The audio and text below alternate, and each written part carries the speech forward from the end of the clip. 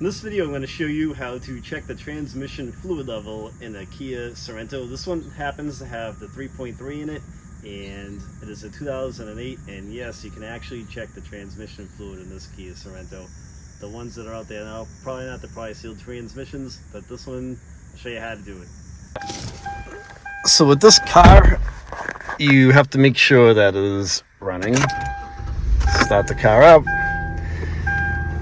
Put the emergency brake on, and then you also have to put the car in neutral. Make sure the emergency brake holds the car. You can always put a chalk under the rear tire. It's a good idea, or a stone or something, just so it doesn't roll back. You want to do this on flat ground anyway, so make sure you're on a flat ground, flat surface in your driveway or something like that. Start the vehicle, emergency brake is up, get that yanked up. Come over here, and you're going to want to pop the hood. And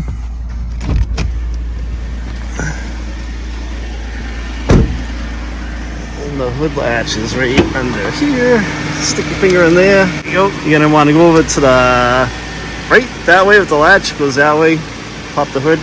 One of the things I wanted to mention is that you want to make sure that the engine is warm when you do this. So let it run for a minute until the indicator right there goes up. And it moves almost to the halfway point, and we're going to let it run for a second. Let it get up to operating temperature, and then we'll check the fluid level. Okay, so the dipstick for the transmission is right in back of the motor on the driver's side. It's the automatic transmission. So you're going to pull it out,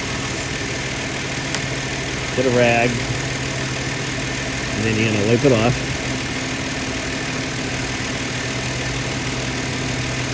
Make sure it's clean.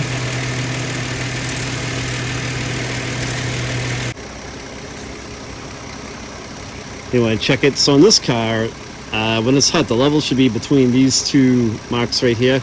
It's all the way down here, so we're going to add a little bit of fluid to that. And the way that you do it, you want to get like a transmission funnel that's skinny enough to put into the tube. Just put your funnel in, and then use the proper transmission fluid.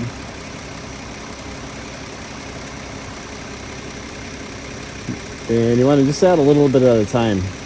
You don't want to overfill it. So add a little, check it, add a little until it's right up to the proper mark. Okay, so I added a little bit of fluid to it, and I'm going to get another reading. So right now, I'm right around here, and I'm in my safe zone.